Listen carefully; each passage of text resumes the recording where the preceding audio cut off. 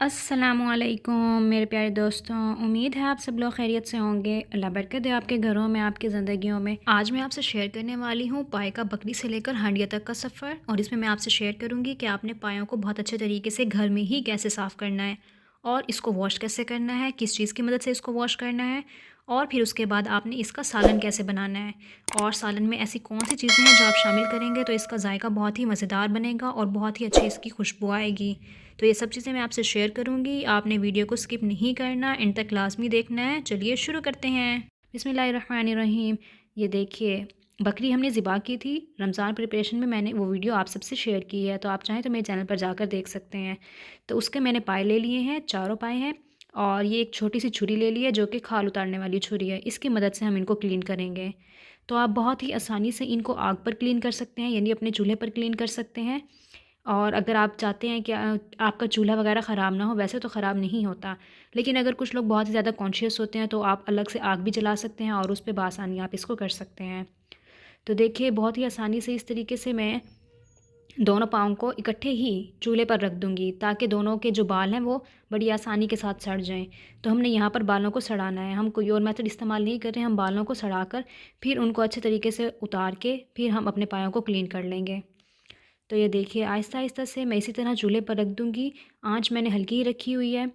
और दरअसल उस टाइम जब मैं ये बना रही थी तो आँच ऐसे ही स्लो ही आ रही थी। और क्योंकि हमारे यहाँ गैस का थोड़ा-सा प्रॉब्लम हो रहा था तो बार-बार गैस ऑन और ऑफ़ हो रही थी। तो इस वजह से थोड़ा-सा बनाने में मुश्किल भी हुई, वरना ये बनाना बहुत ज़्यादा आसान है, बिल्कुल भी मुश्किल नहीं है। तो जैसे ही थोड़े-थोड़े से बाल सड़ना शुरू हो जाते हैं तो आपने छुरी की मदद से उनको इस तरीके से उतार लेना है। ये देखिए, बहुत ही आसान सा काम है, करते हुए भी बहुत मज़ा आता है और बहुत आसानी से बहुत जल्दी भी हो जाता है। क्योंकि हमने वीडियो बनानी होती है, इस वजह से आपको लग रहा है कि इसमें बहुत ज़्यादा टाइम लगता है, जबकि इसमें इतना ज़्यादा टाइम नहीं लगता। बहुत जल्दी बन जाते हैं, बहुत आसानी से बन जाते हैं। और अगर आप चाहते हैं कि आप घर में ना बनाएँ तो आप बाहर किसी को पैसे देकर बनवा लेते हैं। तो फिर ये होता है कि वो बिल्कुल ऊपर से जो बाल होते हैं ना उसके साथ जो खाल जुड़ी होती है, मतलब जिस खाल में बाल लगे होते हैं वो पूरी खाल ही उतार देते हैं। तो फिर तो पीछे अगर आप छोटे के पाए बना रहे हैं तो फिर तो पीछे कुछ भी नहीं बचता। तो इस तरीके से आप बालों को उतार लें, बिल्कुल बाल अच्छे तरीके से जड़ से उतर जाते हैं, बिल्कुल भी नहीं रहते उस पे। तो मैं आपको दिखाऊँगी कि किस तरीके से मैं बाल उतार रही हूँ। बिल्कुल भी पीछे कुछ भी बाल नहीं बचेंगे। बिल्कुल सॉफ्ट स्किन हो जाएगी, बहुत ही अच्छी-सी और बहुत ही क्लियर सी स्किन हो जाएगी। देखिए, इस तरीके से आपने बार-बार बाल को सड़ाना है और फिर उनको उतार लेना है। तो मैं एक बाल यानी कि एक पाया जब ज़्यादा सड़ जाता था, यानी कि उसके बाल वग़ैरह सड़ जाते थे, तो फिर मैं उसको छुरी की मदद से क्लीन कर लेती थी और इतने में दूसरा पाया चूल्हे पर रख देती थी ताकि ये भी मतलब इसके बाल आसानी से सड़ जाएँ। घर में ईज़िली बआसानी तौर पे ये काम किया जा सकता है, बहुत ही आसान है, बिल्कुल मुश्किल नहीं है। तो बस आपको हिम्मत करनी होगी कि आप ये कर सकते हैं और बिल्कुल आप ये कर सकते हैं। तो ये देखिए, बहुत ही आसानी से उतर जाते हैं। जब बाल बिल्कुल अच्छे तरीके से सड़ जाते हैं तो वो बहुत आसानी से उतर जाते हैं। और बाज़ औक़ात ऐसा होता है कि जब आप बाल को उतार रहे होते हैं तो छुरी के साथ जो बालों की जो ऊपर वाली हल्की सी लेयर होती है ना वो भी पूरी उतर जाती है। तो अंदर बिल्कुल वाइट वाइट सा जो पाया होता है ना वो निकल के आता है। जैसे इस पाए में देखिए आप, वाइट वाइट निशान है इस तरीके से। तो बहुत आसानी से हो जाता है। आप हाथ की मदद से भी अगर आप चाहते हैं, यानी कि आपको ऐसा लगता है कि आपके पाए ज़्यादा ना सड़ जाए, तो आप हाथ की मदद से उसको रोटेट करते रहें। यानी कि चारों साइड से आप रोटेट करते रहें, तो फिर ऐसा होगा कि एक ही साइड पे बिल्कुल सेक भी नहीं लगेगा और बहुत अच्छे से बाल भी सड़ जाएँगे। तो ये देखिए, आँच क्योंकि हल्की है इस वजह से मैंने इसको रख के छोड़ दिया है और दूसरी तरफ जो दूसरे पाई के बाल थे जो सड़ गए थे मैंने उनको क्लीन किया है। तो अब इस वाले पाई की बारी है, अब इसको क्लीन कर लेते हैं। देखिए, मैं बारी-बारी सी तरीके से कर रही थी। अगर आपके यहाँ गैस का प्रॉब्लम नहीं है, बहुत अच्छी गैस आती है, बहुत तेज़ गैस आती है, तो ये तो बहुत ही जल्दी मिनटों का काम है। बहुत ही आसानी से हो जाएगा और बहुत जल्दी हो जाएगा। क्योंकि तेज़ आँच पे बाल बहुत जल्दी सड़ जाते हैं और बहुत अच्छे तरीके से सड़ जाते हैं। तो ये देखिए, मैं ऐसे आपसे बता रही थी कि जैसे ये पाए पे मैं उतार रही हूँ तो आपको वाइट-वाइट निशान नज़र आ रहे हैं। तो इस तरीके से जो हल्की सी ऊपर वाली बालों की लेयर होती है ना, वो भी बआसानी उतर जाती है। तो ये देखिए, और फिर बिल्कुल भी इस लेयर तक बाल होते ही नहीं हैं, बिल्कुल बाल उतर जाते हैं और वो बहुत ही अच्छी-सी और बहुत ही खूबसूरत सी वाइट स्किन निकल आती है। तो वो देखने में भी पाए बहुत ज़्यादा अच्छे लगते हैं और बहुत क्लियर लग रहे होते हैं। तो मैंने आहिस्ता-आहिस्ता इसी तरीके से उतार लेना है। इस तरीके से बहुत ही आसानी से बाल उतार लेने हैं। तो देखिए, मैं आपको एक और चीज़ दिखाती हूँ, जो दोनों खुर होते हैं ना इसके दरमियान खाल होती है, उसमें भी बाल लगे होते हैं। तो आपने पाए को इस तरीके से पकड़ना है और ऊपर से नीचे की रुख यानी कि आपने इस तरीके से उसको सेकना है। तो जो अंदर वाले बाल होंगे ना वो भी अच्छे तरीके से सड़ जाएंगे और आपके लिए उतारना उनको बहुत आसान हो जाएगा। तो आपने थोड़ी सी देर इसी पोजीशन में होल्ड रखना है पाए को, ताकि अंदर वाले बाल भी सड़ जाएं और वहाँ पे बाल ना बचें। वरना अगर ऐसा होता भी है कि कभी ना कभी ऐसा हो जाता है कि बाल नहीं उतर रहे होते, तो आपने जब इनको काटना है ना, तो ये सेंटर से जो खुर होते हैं इसके सेंटर से भी कट लगाया जाता है। तो आप फिर छुरी की मदद से उन बालों को उतार लें। लेकिन आप अगर इसी पोजीशन में इन बालों को सेकेंगे और इन बालों को जलाएंगे तो बहुत ही बआसानी अच्छे तरीके से उतर जाएंगे।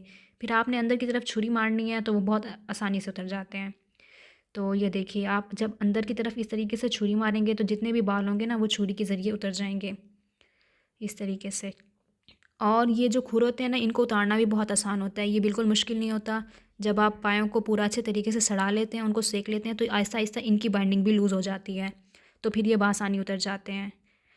तो उस टाइम ऐसा था कि गैस आ रही जा रही थी, तो मैंने कहा चलें, उसमें काम हो ही नहीं रहा था और फिर गैस एंड में बिल्कुल ही चली गई। तो मैंने सिलेंडर रख लिया और अब मैं जो बाकी बचे हुए हैं वो सिलेंडर की मदद से उन्हें क्लीन करूँगी।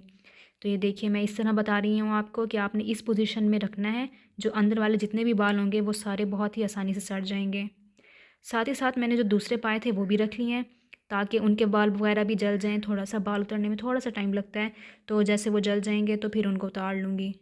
तो इस तरीके से आपने देखना है, अपने काम को मैनेज करना होता है। तो आप तीनों चारों, अगर आपकी प्रैक्टिस हो जाती है तो आप तीनों चारों पाए इकट्ठे भी चला सकते हैं। यानी एक को सड़ने के लिए रख दें, दूसरे की जो है ना रिमूव कर लें, और जब आप दूसरे वाले को उतारेंगे तो तीसरे को रख दें और फिर उसकी खाल को रिमूव कर लें, यानी उनके बालों को रिमूव कर लें। जैसे ही आपका पाया बिल्कुल क्लीन हो जाता है तो आपने छुरी इस तरीके से खुर के अंदर फंसानी है, ये देखिए इस तरीके से, और थोड़ा सा ज़ोर लगाना है। बहुत आसानी से ये देखिए किस तरीके से रिमूव हो गया है। तो देखिए जी, हमारा अल्हम्दुलिल्लाह एक पाया रेडी हो चुका है। तो इसके अंदर वाली खाल को मैं चेक कर लेती हूँ। ये देखिए अंदर से भी हर तरफ से बाल रिमूव हो गए हैं। ये देखिए बहुत अच्छे तरीके से बाल रिमूव हो गए हैं। ये रेडी हो गया है हमारा पाया। तो इसको हम साइड पे कर देते हैं और बाकी जो है फिर अपने क्लीन करते हैं। सेम पैटर्न को फॉलो करना है और इसी तरीके से ये देखिए आप बहुत ही आसानी से बाल उतार लेंगे, बिल्कुल भी नहीं बचेंगे पीछे। ये देखिए हमारे पाए रेडी हो चुके हैं अल्हम्दुलिल्लाह। अब यहाँ पर मैं आपको मेन स्टेप बताती हूँ कि आपने इनको वॉश कैसे करना है। आपने इनको वॉश करना है, जैसे आपके पाए रेडी हो जाते हैं आपने उनको वॉश करना है अच्छे तरीके से। तो जिस तरीके से आप लोहे वाली, जो आपका स्पंज होता है ना लोहे वाला, आप उससे जो जाली होती है जिससे बर्तन धोते हैं, तो आपने उससे अच्छे तरीके से इनको रगड़ देना है साफ़ पानी के नीचे।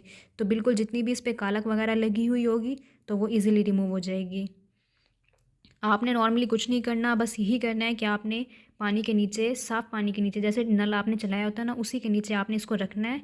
और फिर जो है ना आपने इस पे लोहे वाली जो आपकी वो स्पंज होता है आपने उसको मारना है। जो भी आपकी लोहे वाली जाली होती है जिससे बर्तन धोए जाते हैं उसको थोड़े ज़ोर से इस पे मारना है। तो जितनी भी इस पे ब्लैक ब्लैक कालिक लगी होती है या जले हुए कुछ पीसेस रह जाते हैं, जो कुछ रह जाते हैं जैसे बाल वगैरह, वो हर चीज़ इससे आसानी से उतर जाएगी।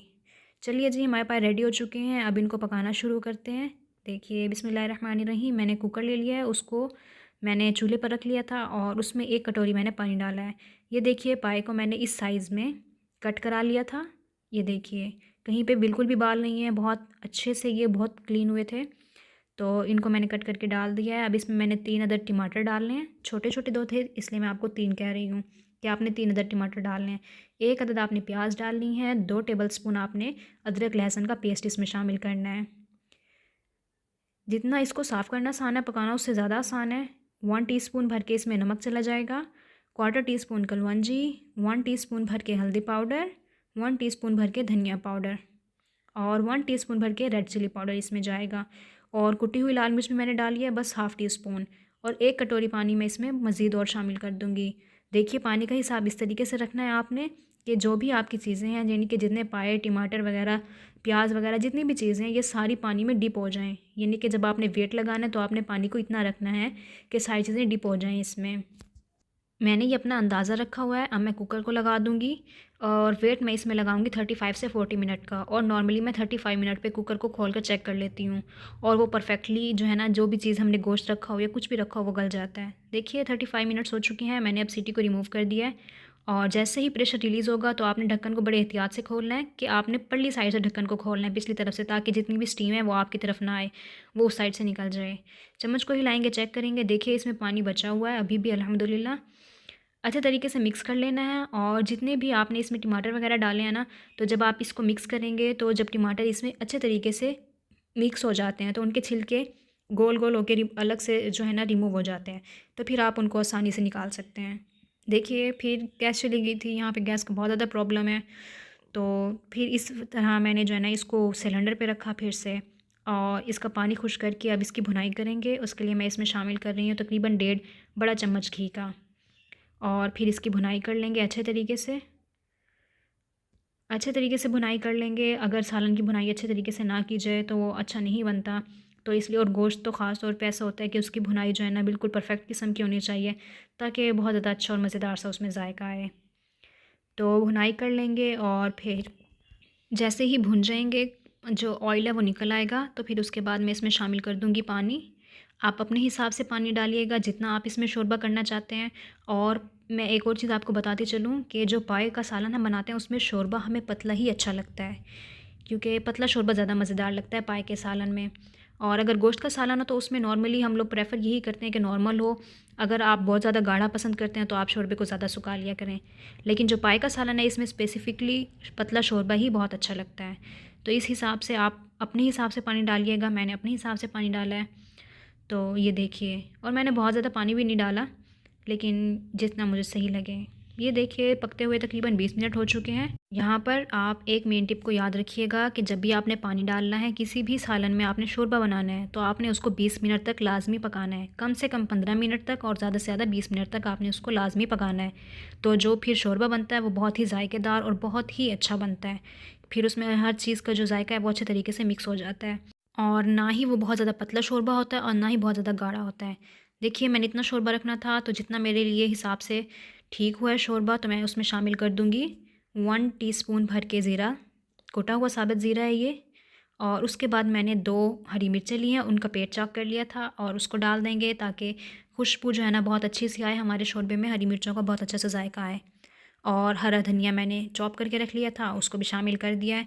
इसको मिक्स करेंगे बस 2 मिनट तक आपने मैक्सिमम इसको देने हैं। वैसे ये रेडी है, और चाहें तो आप इसको डिश आउट कर लें। देखिए जी हमारा खाना, हमारे पाए अल्हम्दुलिल्लाह बहुत मज़ेदार से रेडी हो चुके हैं। ऑयल भी निकल आया ऊपर। अब इसको डिश आउट कर लेते हैं। बिस्मिल्लाहिर्रहमानिर्रहीम। अब मैं पाए का जो सालन मैंने बनाया है इसको डिश आउट कर लेती हूँ। ये देखिए अल्हम्दुलिल्लाह कितना मज़ेदार, और ये बहुत ही लजीज़ बन के तैयार हुआ है। जो हरी मिर्चें हैं हमने एंड में शामिल की थी, तो इससे ये होता है कि हरी मिर्चों का जो एक मज़ेदार सा जायका होता है ना, तो वो अच्छे तरीके से उसमें आ जाता है, शोरबे में आ जाता है। यानी जब आपने हरी मिर्चें इसमें डालनी हैं तो आपने 2 मिनट के लिए जो है ना, या 5 मिनट के लिए ढक्कन बंद कर देना है। तो इससे ये होगा कि हरी मिर्चों का जायका भी शोरबे में चला जाएगा। और जो अगर आपका ऐसा लग रहा है कि आपने घी कम डाल दिया है सालन में, ऑयल निकल नहीं रहा सालन में, तो हमें पता कैसे चलेगा कि हमारा खाना बना या नहीं।